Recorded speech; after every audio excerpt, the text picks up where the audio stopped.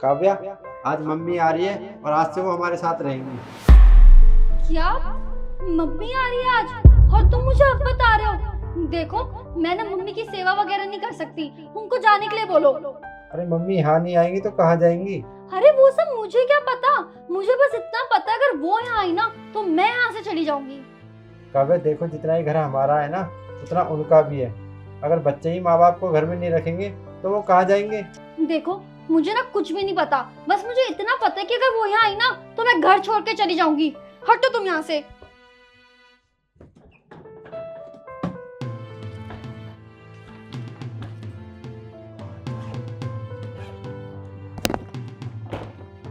एक बात और, हाँ, मुझे तभी याद करना जब वो यहाँ से चली जाए, वरना उससे पहले ना मुझे बुलाने की कोशिश भी मत करना। मैं जा रही हूँ यहाँ से।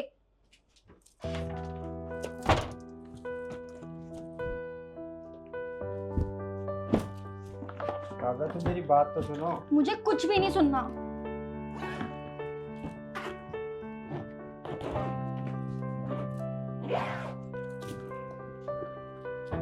हटो।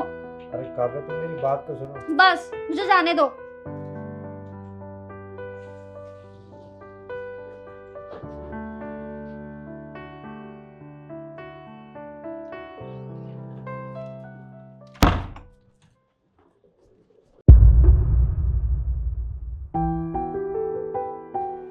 अरे मम्मी, आप यहाँ? हाँ बेटा, मैं।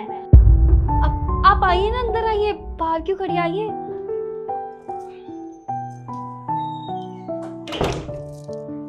आप यहाँ अचानक से, आपने बताया भी नहीं। वो बेटा, आज सुबह दामाद जी से बात हुई थी मेरी, उन्होंने तुम्हें नहीं बताया? आपको आने में कोई प्रॉब्लम तो नहीं हुई? अरे नहीं बेटा, कोई दिक्कत नहीं हुई। अरे जिसके पास आपके जैसा दामाद है तो उसे भला क्या दिक्कत होगी? क्या हुआ है मम्मी? कुछ बात होगी क्या? घर पे सब ठीक तो है ना? बेटा कुछ भी ठीक नहीं है। तेरे भैया भाभी ने मुझे घर से बाहर निकाल दिया है। तेरी भाभी का कहना है कि मेरी अब उम्र हो चुकी है, वो मेरा बोझ और नहीं उठा सकती। और इस उम्र में मैं कहाँ जाऊँ? मेरा कोई और है भी तो नहीं। मैंने तो वृद्धाश्रम जाने का प्लान बना लिया था, पर इतने में ही दामाद जी का फ़ोन आ गया और उन्होंने मेरी यहाँ की टिकट करवा दी। बेटा मैं तो धन्य हो गई इनके जैसा दामाद पाकर। भला आज के ज़माने में कौन किसी को अपने घर में रखता है? पर बेटा तुझे मेरे यहाँ आने से कोई दिक्कत तो नहीं है? देखो, मुझे ना कुछ भी नहीं पता, बस मुझे इतना पता है कि अगर वो यहाँ आई ना तो मैं घर छोड़ के चली जाऊंगी।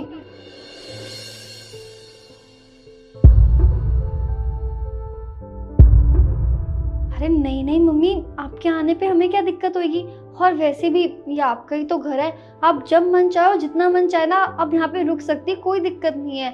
आप अंदर चलिए, आप थक भी गई होंगी ना, मैं आपके लिए गर्मा गर्म खाना बना देती हूँ। आइए आप अंदर आइए। ठीक है बेटा।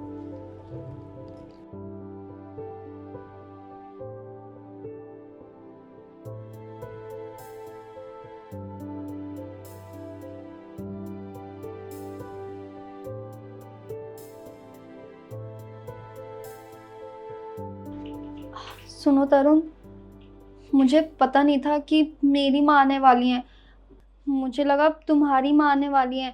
लेकिन अगर मुझे सच में पता होता ना कि मेरी माँ आने वाली है तो मैं कभी भी ऐसे बिहेव नहीं करती। I am sorry.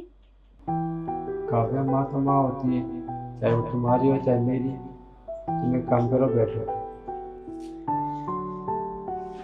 इसमें तुम्हारी कोई गलती नहीं है, बल्कि हमारे समाज में लड़कियों की सोच ही ऐसी हो गई है कि वो अपने माँ बाप को तो माँ बाप मानते हैं, लेकिन अपने सास ससुर को कभी माँ बाप का दर्जा नहीं दे पाते।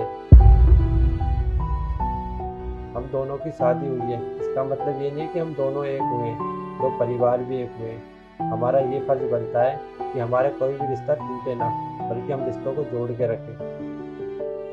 पर तुम्हारी माँ का जब मेरे पास फ़ोन आया था, क्या मैंने ये सोचा था कि वो तुम्हारी माँ है? मैंने सिर्फ इतना कहा था कि आप मेरे घर आ जाइए। हाँ, आप एकदम ठीक कह रहे हैं। मुझे मेरी गलती का पछतावा है, मुझे ऐसे ही नहीं करना चाहिए था। लेकिन मैं आपसे प्रॉमिस करती हूँ कि मेरी साइड से कभी भी ऐसी गलती नहीं होगी। वैसे एक और बात, आप ना दुनिया के सबसे अच्छे हस्बैंड हैं, क्योंकि आप परिवार को जोड़ने की बातें करते हैं, तोड़ने की नहीं। और मैं प्रॉमिस करती हूँ कि कभी ऐसा नहीं होगा, आपकी माँ हो या मेरी माँ हो, मैं दोनों को इक्वली समझूंगी और उतनी प्यार और उतना ही रिस्पेक्ट दूंगी। वैसे थैंक यू मुझे समझाने के लिए। अब एक काम करो, माँ के लिए कमरा साफ कर दो और अच्छा सा खाना बना दो। हाँ, मैं ना आप दोनों के लिए अच्छा सा गर्मा गर्म खाना बना कर लाती हूँ।